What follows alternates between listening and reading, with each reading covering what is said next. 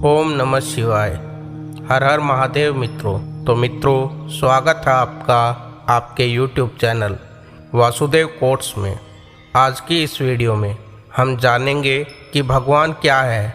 क्या भगवान सच में है या अंधविश्वास होता है।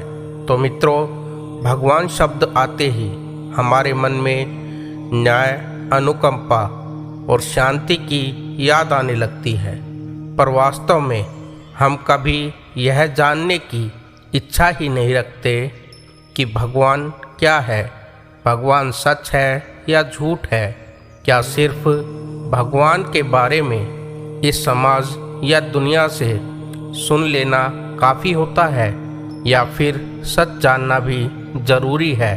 तो आज हम इस बात पर गहराई से अध्ययन करेंगे कि भगवान शब्द का अर्थ क्या है और समझेंगे क्या मात्र देवी देवताओं को भगवान कहा जा सकता है या फिर भगवान का असली अर्थ कुछ और ही होता है।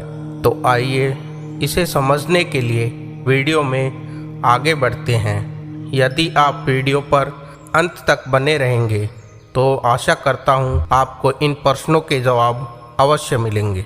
तो सबसे पहले हम जानते हैं कि भगवान क्या है। भगवान हमारे मन की छवि मात्र है। भगवान हमारे जीवन के वह पात्र है जिन्हें कभी हमने जाना ही नहीं, समझा ही नहीं, बस मान लिया है। ठीक इसी तरह जैसे हमें बचपन में बता दिया गया कि 12वीं तक की पढ़ाई करनी होती है और फिर नौकरी करनी होती है, फिर शादी करके बच्चे पैदा करने होते हैं, फिर एक दिन इसी तरह बुढ़ापा आ जाता है और व्यक्ति मर जाता है। इसी तरह जीवन के बारे में कुछ हमारे मन में भर दिया जाता है। आप देख पाएंगे कि हमारा जीवन पहले ही तय हो चुका होता है, जिसमें हमें काफ़ी हद तक बुद्धि का इस्तेमाल करने की आवश्यकता ही नहीं है। इसी तरह भगवान भी हमारी इस जिंदगी में एक पात्र है जो कभी त्योहार जैसे दिवाली, होली इत्यादि पर्वों पर हमारे सामने आते हैं या फिर सुबह शाम कुछ क्षण जब हम उनकी प्रतिमा के सामने सर झुकाते हैं तो वह हमें याद आते हैं। लेकिन आप पाएंगे कि जिस तरह हमने एक तरह के स्क्रिप्टेड तरीके से जीवन जीने को ही जिंदगी मान लिया है, उसी तरह भगवान को भी हमने कभी नहीं जाना है, सिर्फ मान लिया है। अब आपके मन में प्रश्न उठ रहा होगा कि भगवान कौन है। तो आइए जानते हैं कि भगवान कौन है। सत्य, शांति, करुणा, मुक्ति, यह सभी भगवान के अन्य नाम है। और क्योंकि यह सभी मनुष्य के भीतर है, अतः जिससे जीवन में सच्चाई है, सहजता है और करुणा है, वही स्वयं में भगवान है। भगवान कोई बाहरी प्रतिमा नहीं। यदि हम भगवान को कोई शक्ति या ऊंचा व्यक्ति मान ले तो फिर हम उन्हें बाहर खोजने लगेंगे। और सचमुच हमने अपने देवी देवताओं को खुद से अलग जाना है और इसी वजह से कई तरह से अंधविश्वासों में हम लिपट चुके हैं। हमने कभी यह समझा ही नहीं कि राम, कृष्ण और अन्य सभी देवी देवता हमारे भीतर ही है। यदि हम उनकी भांति अपने जीवन में त्याग, अनुशासन, करुणा और प्रेम लाएंगे तो भगवान स्वयं हमारे भीतर हमारे पास होंगे। देखिए, जब हम भगवान को बाहर ढूंढते हैं तो ढूंढने से पूर्व हम यह मान लेते हैं कि आपने जीवन से प्रेम, करुणा, शांति और सत्य को खो दिया है। और अब आप जब खुद ही असत्य हो गए हैं तो क्या आप सत्य को ढूंढ सकते हैं। अब हम जानते हैं कि क्या ये दुनिया भगवान ने बनाई है। जी नहीं, यह दुनिया मनुष्य की कल्पना मात्र है, क्योंकि यह संसार दिखाई किसे देता है। मनुष्य की इंद्रियां इस संसार में भांति भांति प्रकार की चीज़ों को अनुभव करने वाला व्यक्ति ही कहता है कि उसके लिए संसार या यह दुनिया है। इस संसार में हम जिन चीज़ों को या घटनाओं को देखते हैं उनको हम एक विशेष नाम दे देते हैं और उसी के अनुसार फिर उसका अर्थ सबकी नज़र में अलग अलग होता है। कोई कहता है ये संसार बुरा है तो कोई कहता है कि संसार अच्छा है, कोई कहता है कि ये अच्छा है तो कोई कहता है कि वो बुरा है। यह सब कल्पना करने वाला कौन है? यह सब मनुष्य के मन की ही कल्पना होती है। तो इसलिए ये पूरा संसार ही मानव की कल्पना है। इस दुनिया को गलत या सही बताने वाला व्यक्ति ही बचा ना रहे तो फिर क्या वह कह पाएगा कि संसार भगवान ने बनाया है? वास्तव में हम जैसे होते हैं वैसे ही संसार भी हमारे लिए होता है। इसलिए सबकी नज़र में संसार की परिभाषा अनुभव अलग अलग होते हैं। अगर वाकई में भगवान ने इस संसार को बनाया होता तो फिर सभी की नज़र एक जैसी होती। अब जानते हैं कि सबसे शक्तिशाली भगवान कौन है। इस पृथ्वी पर जिस व्यक्ति के लिए जो चीज़ या विषय सबसे ऊपर है वही उसके लिए भगवान है। उदाहरण के लिए आपके लिए पैसा सबसे बड़ी चीज़ है तो पैसा आपके लिए भगवान हो गया। या फिर अगर आपके लिए मान सम्मान सबसे ऊंची चीज़ है तब पद प्रतिष्ठा आपके लिए भगवान बन जाती है। इसी प्रकार प्रत्येक मनुष्य की इच्छा के आधार पर कहा जा सकता है कि हर मनुष्य का भगवान अलग अलग है। इसलिए एक सांसारिक व्यक्ति की तुलना में उन ऋषि संतों के लिए भगवान का अर्थ अलग अलग होता है।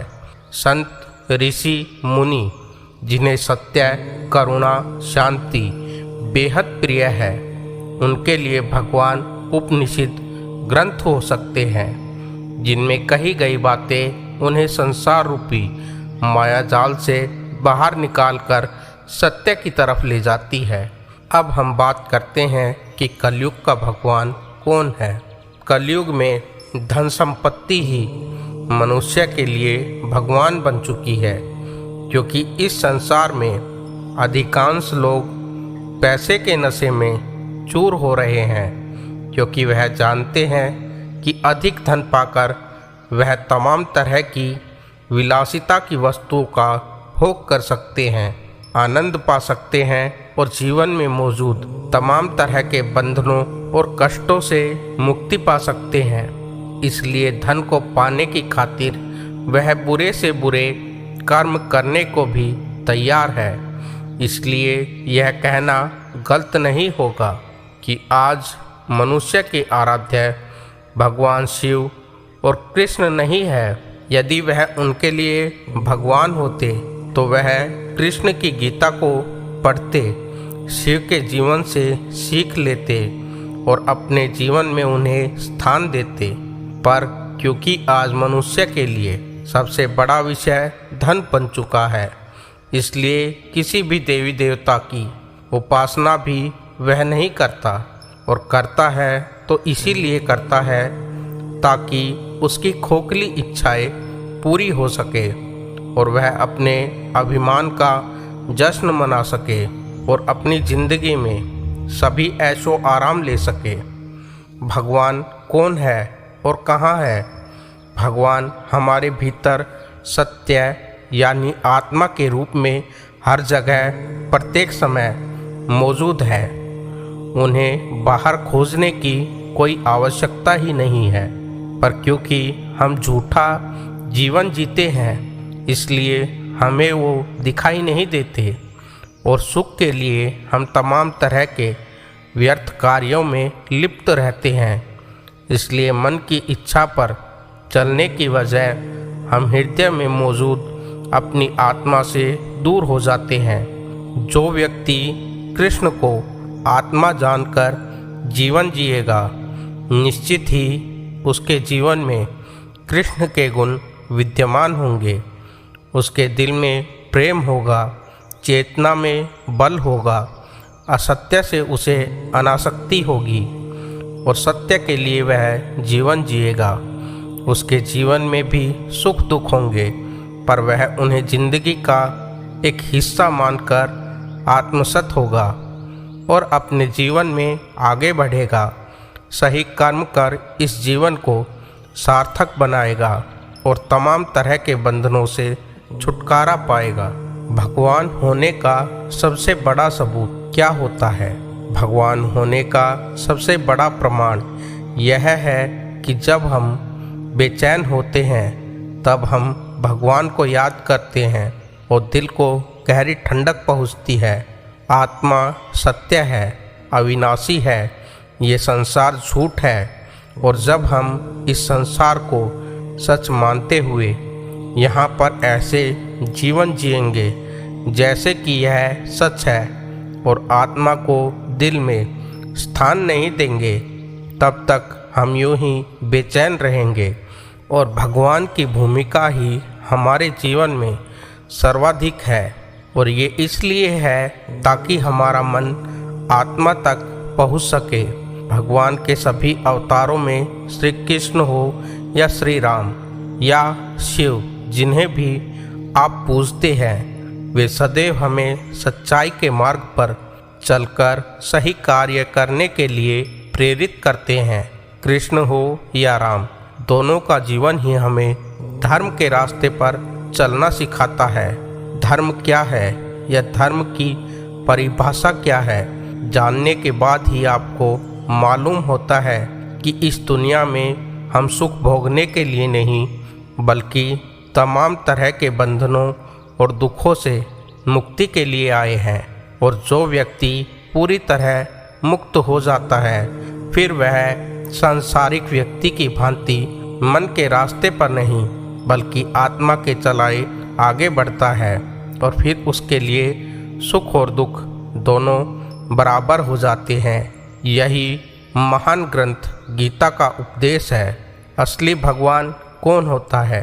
असली भगवान का अर्थ आपके लिए यदि उससे है जो सबसे ऊंचा या अविनाशी है, सदा था, है और रहेगा, तो बता दे सत्य जिसे ब्रह्म कहा जाता है वो सबसे ऊंचा है। बाकी सभी देवी देवता, धर्म संप्रदाय या सब उसी के नीचे है। आप चाहे कृष्ण को पूजे या राम को, अल्लाह को या जीसस को, सत्य सनातन है, अविनाशी है, वो अजर है, अमर है। उसी का अन्य नाम आत्मा है। वह न तो दिखाई देता है न जिसे कभी पकड़ा जा सकता है, जो समय से भी आगे है अर्थात काल से भी परे है और जो हमारे मिटने के बाद भी रहेगा। वही सर्वोच्च है जिसे सत्य या आत्मा कहा गया है। तो मित्रों, आज की यह वीडियो यहीं पर समाप्त करते हैं। अगर आपको ये वीडियो पसंद आई हो तो कृपया वीडियो को लाइक करें, कमेंट करें और अपने दोस्तों में शेयर ज़रूर करें। और चैनल पर अगर नए हो तो चैनल को सब्सक्राइब करें। मिलते हैं आपसे अगली वीडियो में। तब तक के लिए हर हर महादेव।